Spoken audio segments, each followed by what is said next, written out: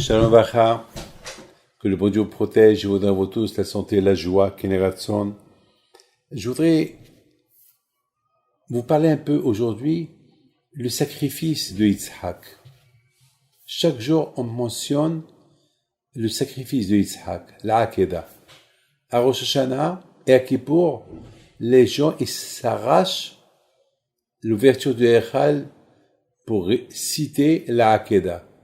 Ah, c'est quoi la Hakeda? La Hakeda, c'est le sacrifice. Est-ce qu'Yitzhak Avinu a été sacrifié? Non.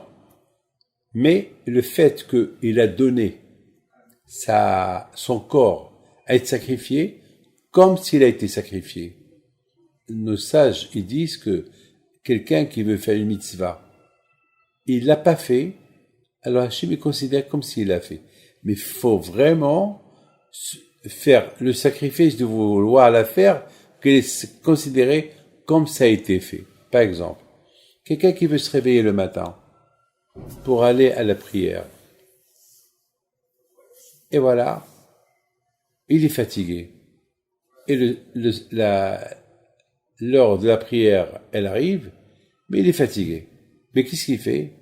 Il fait un sacrifice, il saute du lit. Eh bien, Hachem, il lui considère cette mitzvah-là vraiment comme si elle a fait un sacrifice. C'est ce qu'on a fait, parce que il était fatigué, et malgré tout, il s'est levé. C'est un sacrifice. Le pauvre, il est fatigué. Donc, ça s'appelle comme s'il a fait un sacrifice de son sommeil, et il s'est levé. Maintenant, le contraire. Le réveil ne marche pas. Quelqu'un qui veut se réveiller le matin pour faire la prière, et le réveil n'a pas sonné. Et il ouvre ses yeux, oh là là, il a raté la prière. Il a de la peine. Est-ce qu'on considère cette mitzvah comme s'il a prié? Ben oui. Parce qu'il avait la volonté, le pauvre, c'est pas de sa faute. Le pauvre, il a de la peine. Il a de la peine. Maintenant, si par exemple, le réveil ne marche pas, il s'est pas réveillé, il ouvre les yeux, oh là là, c'est raté. Est-ce que il continue à dormir? Donc c'est pas considéré comme s'il a fait un sacrifice. Pourquoi? Parce que là, il est en train de montrer que ça l'arrange bien que le réveil n'a pas sonné et qu'il dort. Les amis, dans les affaires, vous voyez, dans les affaires, quelqu'un qui a un rendez-vous important, pour les affaires, il se sacrifie. Et il va se réveiller à 2 heures, à 3 heures, à 4 heures du matin, à 5 heures du matin, à 2 heures du matin. Pourquoi? Parce qu'il a un rendez-vous important. Alors, ça veut dire que Hachem, c'est important pour Hachem de lui montrer comme que tu es matérialiste, tu es prêt à faire n'importe quel sacrifice pour le matériel, tu es prêt à le faire, alors pour lui aussi il faut le faire. Et ça plaît à Kadosh Baruch Hu. Mes amis, finalement, du sacrifice de Yitzhak, qu'on lit chaque jour on répète le sacrifice de Yitzhak, que la même façon que Yitzhak s'est sacrifié pour Hachem, ça nous rappelle que nous aussi, on doit faire des sacrifices pour Hachem. Un sacrifice, c'est pas être égorgé, un sacrifice du temps, un sacrifice de la tzedaka, un sacrifice, quelqu'un qui veut s'énerver, il a une raison pour s'énerver contre sa femme, ou contre sa belle-mère, la belle-mère, et voilà, il se calme, il appelle sa belle-mère, maman ça va, alors que son cœur il est plein, peut-être il lui a fait quelque chose, peut-être, on ne sait pas, et peut-être il voulait aller avec sa femme à un voyage, et sa belle-mère, elle lui casse tout, elle appelle sa fille, lui dit, allez ma fille, c'est mon anniversaire, au lieu de voyager, reste là, ne dis pas à ton mari, c'est moi qui t'a dit. Et le mari, il a entendu cette conversation, et au lieu qu'il s'énerve avec sa femme, au lieu qu'il fait la guerre à sa femme, il se tait, il n'est rien du tout, c'est un sacrifice. Kol hakavod.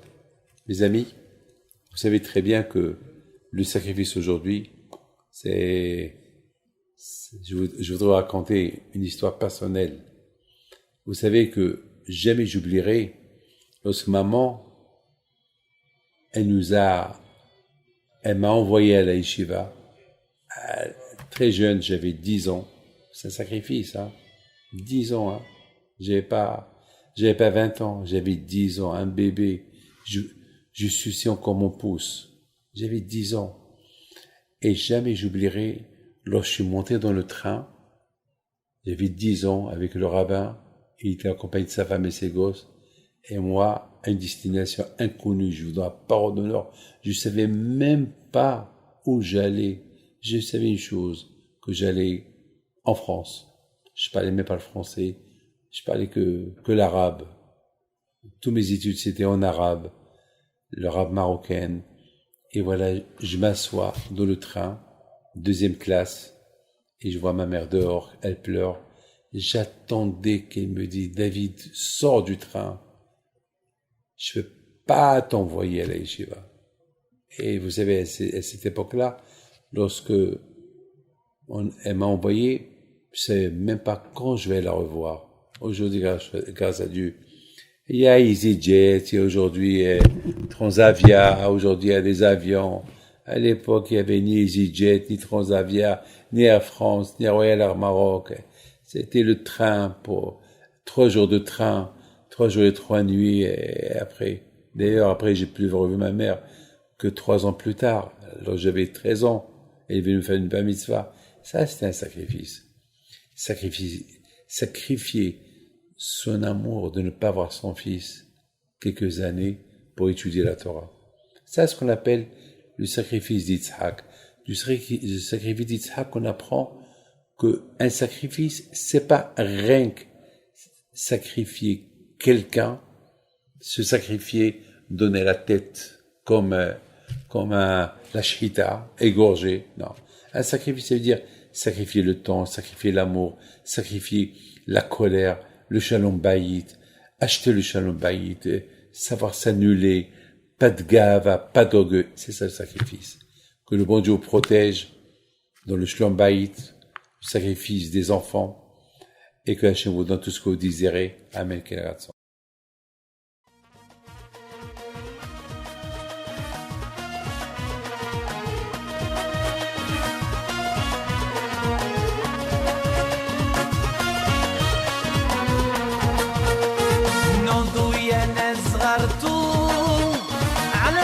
حي بينتو وقف لنا زي خو